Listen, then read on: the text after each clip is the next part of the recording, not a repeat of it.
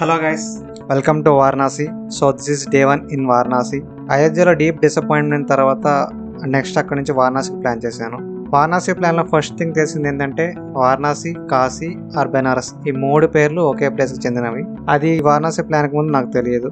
And Varanasi వచ్చేటప్పుడు expectations ఏంటి అంటే Varanasi or Kashi is the oldest city on the earth. మన భూమి మీద ఉన్న ఫస్ట్ సిటీ. మన తాతలు వాళ్ళ తాతలు కొన్ని యుగాల నుంచి కాశీ వెళ్ళాలి, కాశీలో చనిపోవాలని కోరుకునేవాళ్ళు. అండ్ నేను కూడా చిన్నప్పటి నుంచి ఒక 2 or 3 పీపుల్ కాశీ వెళ్లే దారిలోనో ఆర్ కాశీ వెళ్ళాకో చనిపోయారని చిన్నప్పుడు స్టోరీస్ వినేవాడిని. సో కాశీలో ఏముంటుంది, ఎలా ఉంటుంది అని చూడాలని చెప్పి చాలా ఉండేది. అండ్ జనరల్ గా మన ఇంటి దగ్గర ఒక చిన్న టెంపుల్ ఫేమస్ అయితేనే దాని చుట్టూ డెవలప్మెంట్ జరుగుతుంది. అండ్ కాశీ ఇన్ని యుగాల నుంచి ఫేమస్ అండ్ ఎన్నో తరాల నుంచి అందరికి కాశీ అంటే ఏంటో తెలుసు. సో అక్కడ డెవలప్మెంట్ ఎలా ఉంటుందో చూడాలని చెప్పి చాలా ఉండేది. సో కాశీకి ఎంటర్ అవ్వక ముందు ఇవి నా థాట్స్.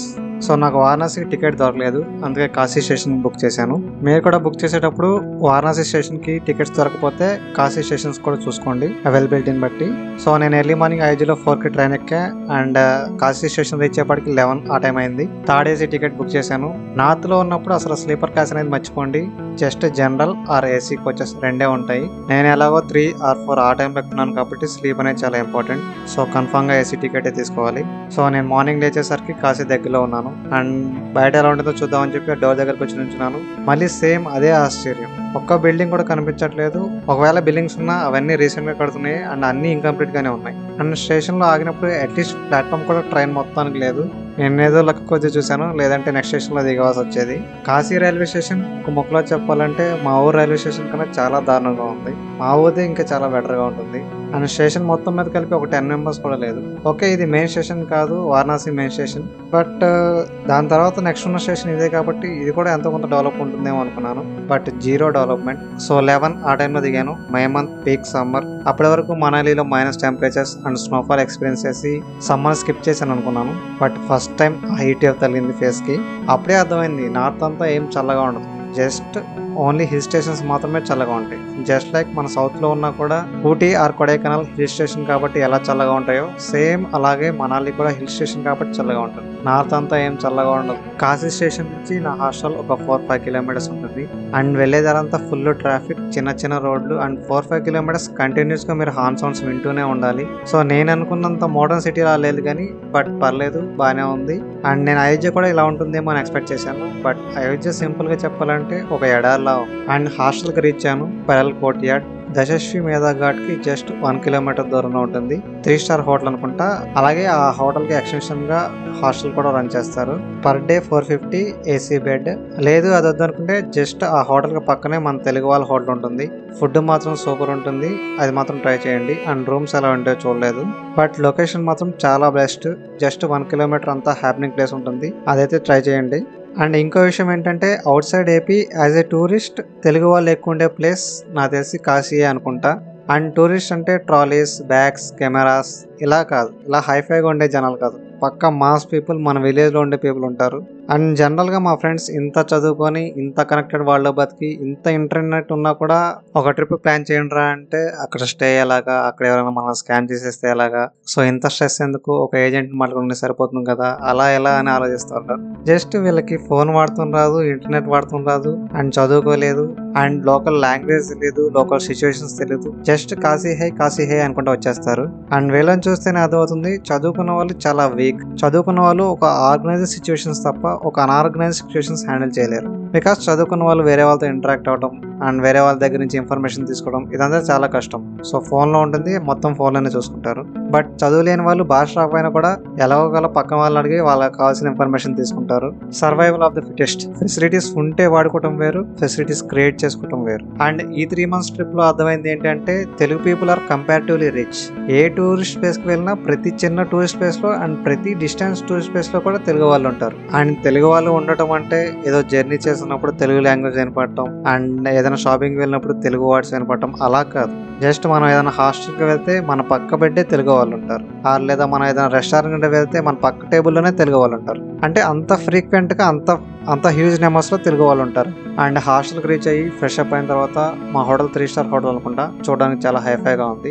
సో మెనూలో వారణాసి స్పెషల్ అంటే ఏదైనా కల్చర్ రిప్రజెంట్ చేస్తుందేమో అని చెప్పి 500 అన్న ట్రై చేద్దాం అనుకున్నా. బట్ ఏం లేదు, ఒక మాడిపోయిన gulab jam and tasteless curries తప్ప అందులో ఏం లేదు. సో ఆ డిసప్పాయింట్మెంట్లో ఏసీలో వచ్చి ఒక 3 hours పడుకొని జస్ట్ అలా 4కి లేచి అలా బయటకు వచ్చా.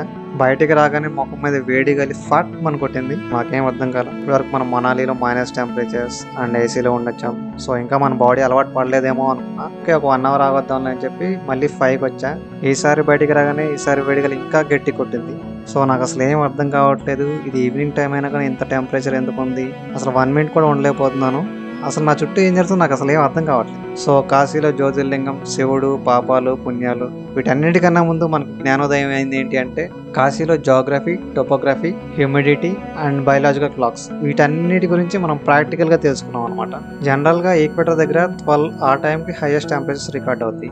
అండ్ ఆంధ్రప్రదేశ్ ఈక్వేటర్ కొంచెం దూరంలో ఉంది కాబట్టి మనకి 2 or 3 ఆ టైంలో హైయెస్ట్ టెంపరేచర్ రికార్డ్ అవుతుంది. అండ్ వారణాసి అనేది ఈక్వేటర్కి ఇంకా దూరం కాబట్టి అక్కడ 4, 5, 6 ఆ టైంలో ఎక్కువ హైయెస్ట్ టెంపరేచర్ రికార్డ్ అవుతుంది. సో ఈ విషయం నాకు తెలియగానే ఏదో ఒక కొత్త డైమెన్షన్లోకి ఎంటర్ అయ్యాన్న ఫీలింగ్ అండ్ ఏదో కొత్త విషయం తెలుసుకున్నాం అన్న ట్రాన్స్లో అలా వెళ్తూ ఉన్నా.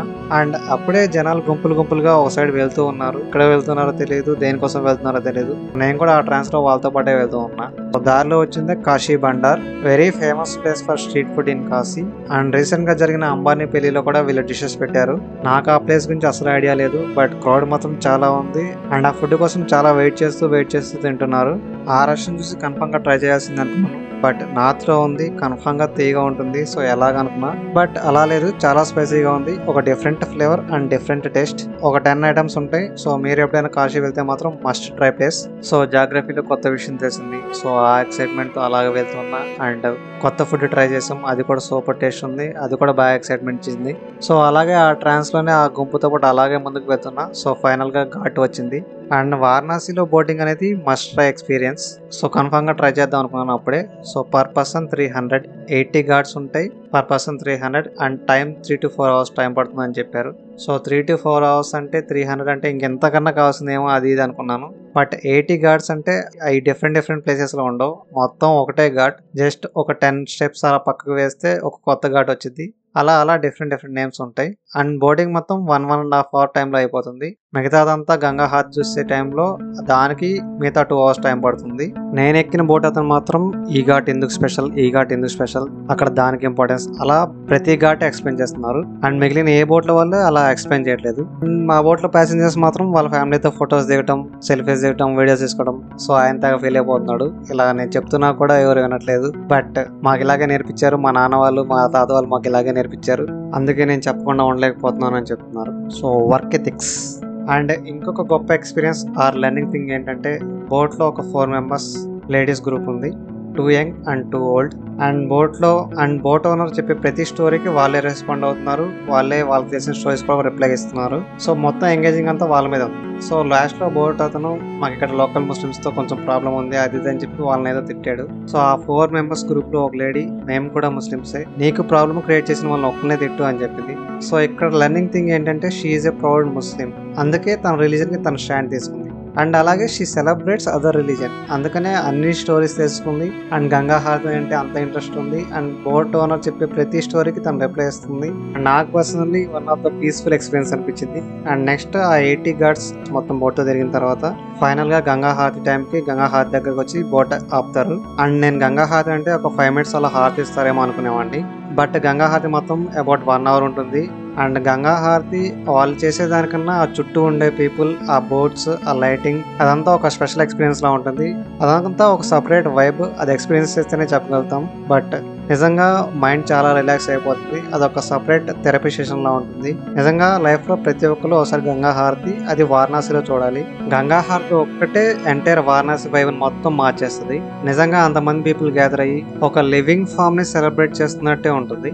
అండ్ గంగా హారతి తర్వాత బోట్ నుంచి డ్రాప్ చేసేస్తారు. అండ్ తర్వాత నేను ఘాట్ మొత్తం 12 వరకు అలా తిరుగుతూనే ఉన్నాను. అండ్ తెలియకుండా మెయిన్ టెంపుల్లో కూడా వెళ్ళిపోయాను. అండ్ అదే మెయిన్ టెంపుల్ అని కూడా నాకు అప్పుడు తెలియదు. బట్ దర్శనం సెకండ్ డే వెళ్దాం అనుకుని రిటర్న్ వచ్చేసాను. ఆ నైట్ మొత్తం ఘాట్ అంతా తిరుగుతూనే ఉన్నాను. అండ్ మొత్తం జనాలంతా ఒక తిరణాల్లో ఉంటుంది. వైబ్ చాలా బాగుంటుంది. బట్ కామ్ ఎక్స్పీరియన్స్, చాలా ప్రశాంతంగా అనిపిస్తుంది. అండ్ నిజంగా డే స్టార్ట్ అయినప్పుడు ఇంత ట్రాఫిక్, ఇంత రష్, ఇన్ని హార్న్ సౌండ్స్, ఇంత గందరగోళం ఉంది, ఇక్కడ ఎలా ఉంటారు అనుకున్నాను. బట్ ఈవినింగ్ సింగిల్ గంగా హారతి చేంజెస్ ఎవ్రీథింగ్. నిజంగా Kashi holds A separate vibe. And ఆ వైబ్ అక్కడ మాత్రమే దొరుకుతుంది, ఇంకెక్కడ దొరకదు. గ్రూప్ వస్తే ఎలా ఉంటుందో తెలియదులే కానీ నిజంగా సోలో ట్రావెలర్స్కి మాత్రం పండగే. అండ్ మీరు నా వీడియోస్ కంటిన్యూస్గా ఫాలో అయితే మాత్రం మనాలిలో లాస్ట్ డే ఒక అమ్మాయి యోగా టీచర్ అని చెప్పాను కదా, ఆ అమ్మాయి నేను ఇలా వారణాసి వెళ్తున్నా అంటే అసలు అక్కడ మామూలుగా ఉండదు. నేను ఆల్ ఇండియా ట్రావెలింగ్ స్టార్ట్ చేసి ఫస్ట్ అక్కడికి వెళ్ళాను. అండ్ అక్కడే 70 days అక్కడే ఉండిపోయాను. అంత బాగుంటుంది అది ఇది అని చెప్పింది. అండ్ మార్నింగ్ వచ్చేటప్పుడు ఆ ట్రాఫిక్ కి, ఆ హార్న్ సౌండ్స్ కి, అండ్ చిన్న చిన్న స్ట్రీట్స్ కి ఇక్కడ ఎలా ఉంటారా బాబు అంతా అనుకున్నాము. బట్ ఈవినింగ్ ఆ బోట్ రైడ్, ఆ గంగా హారతి, అండ్ ఇక్కడ స్ట్రీట్స్ కూడా 2 మనుషులు పట్టేంత మాత్రమే ఉంటాయి. సో అదొక డిఫరెంట్ ఎక్స్పీరియన్స్. అండ్ స్వాములు, పూజలు, అదంతా ఒక different kind of experience. And అది అక్కడ మాత్రమే దొరుకుతుంది. అండ్ వీటన్నిటిని ఎక్స్పీరియన్స్ చేయడానికి మీకు కావాల్సింది ఒకటే, కొంచెం నమ్మకం, అంతే. And that's all for day 1 and these are the budget details. If you like this video, please like it, share and subscribe my channel. Thank you.